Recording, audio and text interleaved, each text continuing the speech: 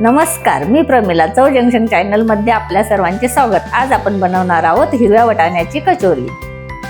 त्यासाठी लागणारे साहित्य आहे वाटाणे, जिरे पावडर, धना पावडर, बडीशोप, तीळ, मिरे, ओवा, आलं, हिरव्या मिरच्या, आमचूर पावडर, बेकिंग पावडर, तूप, चवीनुसार मीठ आणि पीठ। आता आपण पहिले पीठ भिजवून घेऊया। इथे मी या कपाने 1 कप मैदा घेतलाय, 1 कप गव्हाचं पीठ आणि अर्धा कप बारीक रवा घेतलाय। आता तुम्ही मैद्याची पण करू शकता, पण मी मिक्स घेतलंय।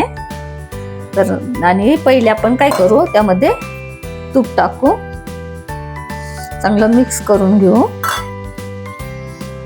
असं मिक्स करून घ्यायचं चांगलं।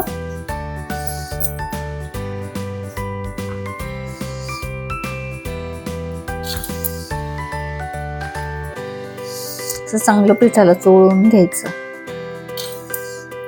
तुम्ही तेलही वापरू शकता, मी इथं तूप वापरलंय।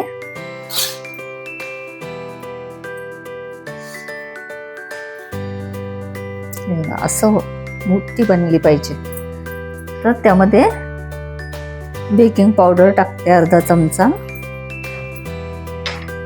नंतर चिमटीभर खायचा गोडा सोडा टाकते आणि चवीनुसार मीठ।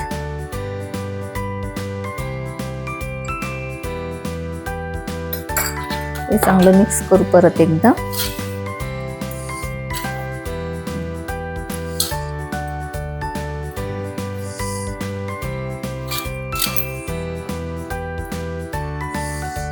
आता थोडं थोडं पाणी टाकून भिजवायचं। एकदम पाणी टाकू नका।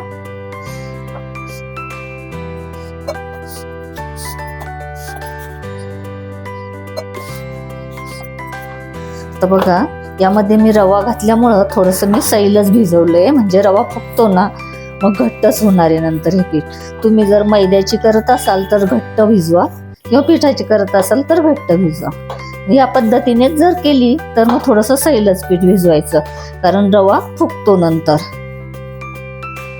आता आपण हे पीठ अर्ध्या तासासाठी असंच झाकून ठेवू बाउलमध्ये, म्हणजे तो रवा फुगेल। आता आपण पहिले वाटाणे बारीक करून घेऊ। बारीक म्हणजे थोडेसे जाडसरच ठेवायचे आपल्याला, जास्त बारीक पण नाही करायचे।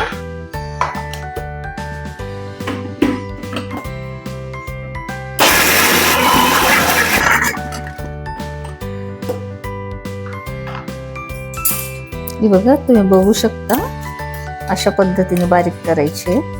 हे बघा,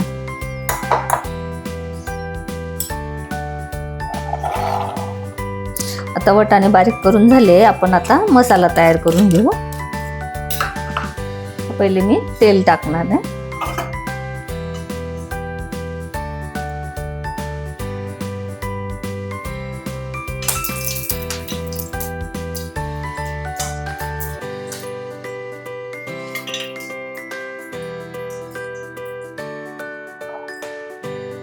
तर माझ्या मिरच्या आणि आलं बारीक करायचं राहिलं होतं, तर ते मी करून घेते जरा।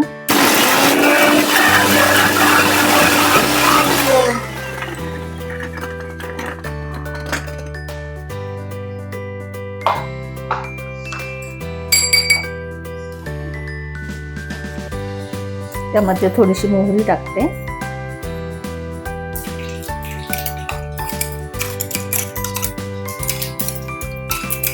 आलं आणि हिरवी मिरची,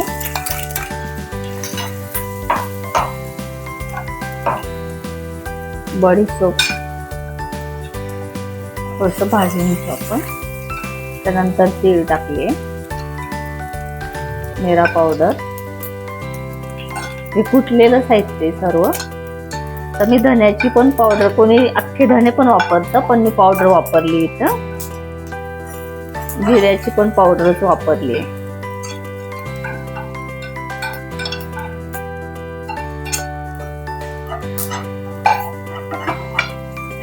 हे चांगलं भाजून घ्यायचं।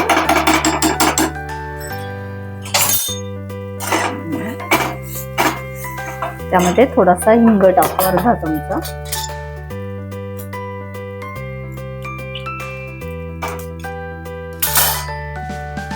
अर्धा चमचा मिरची पावडर, त्यामध्ये वाटाणे टाकू, चांगलं मिक्स करून घ्यायचं.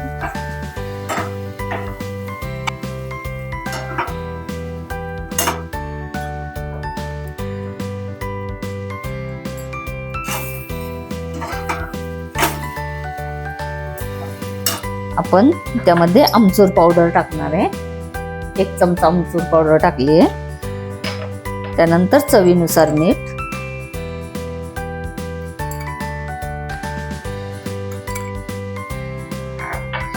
आणि थोडीशी साखर. तर हे चांगलं मिक्स करून घेऊ. तर हे मी थोडंसं शिजवूनच घेणार आहे. तर त्यामध्ये मी थोडंसं पाणी टाकते.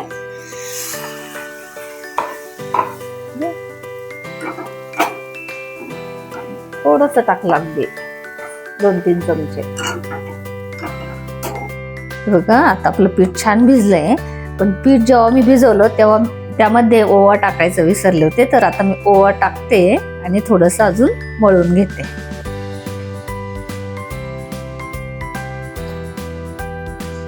आता आपण या पिठाचे गोळे करून घेऊ. असे एवढे एवढे गोळे बनवून घ्यायचे सगळे.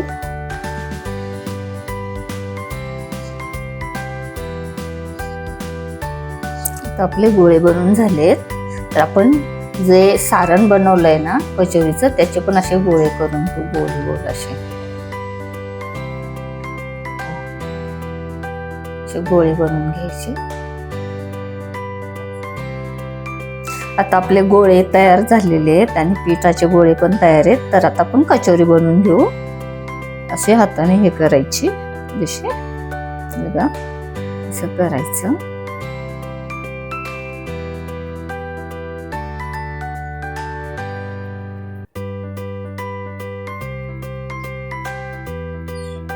त्यामध्ये असं टाकायचं.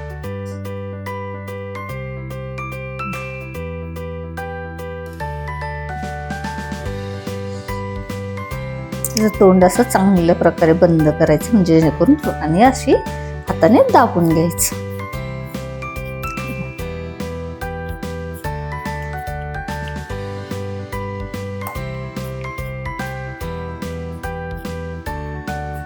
बघा बघू शकता अशी कचोरी तयार होते आपली.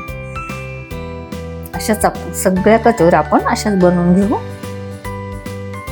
आता मी तेल तापायला ठेवलेलं होतं. तर आता ते अगदी नॉर्मल तापू द्यायचं. बघा असं कोमट झालेलं आहे आपलं तेल. आता आपल्या कचोऱ्या बनवून झालेल्या आहेत. तर आता आपण त्या तळून घेऊ.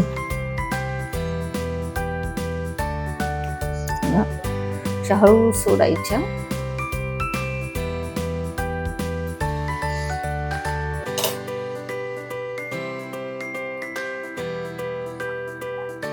तर त्या थोड्या वेळ हलवायच्याच नाही, बिलकुल हलवायच्या नाही, अशाच होऊ द्यायच्या. आणि अगदी नॉर्मल मीडियम गॅस ठेवायचा, जास्त फास्ट नाही करायचा.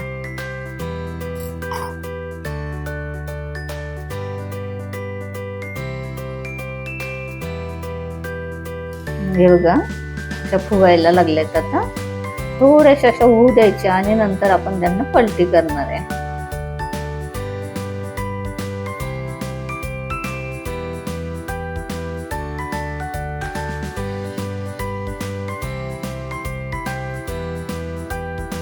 हळू करायचे, नाहीतर त्या तुटू शकतात.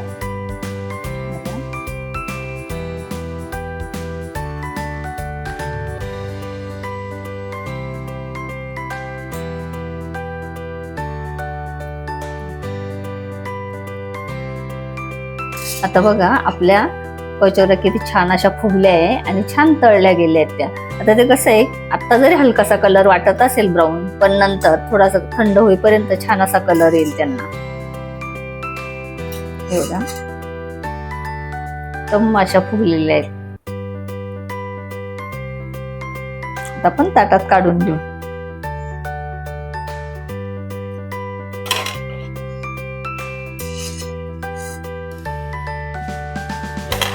तर अशाच आपण सर्व कचोऱ्या तळून घेऊ. आपली कचोरी आता छान अशी तयार झालेली आहे. दादा सांगेल कशी झाली.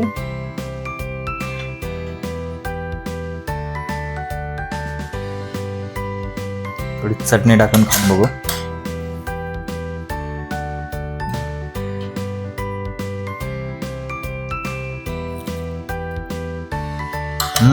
खूपच खुशखुशीत आणि चटपटीत झाली आहे. अशाच आणखी चवदार रेसिपीसाठी चव जंक्शन या चॅनलला सबस्क्राईब करा आणि या व्हिडिओला जास्तीत जास्त लाईक आणि शेअर करा. धन्यवाद.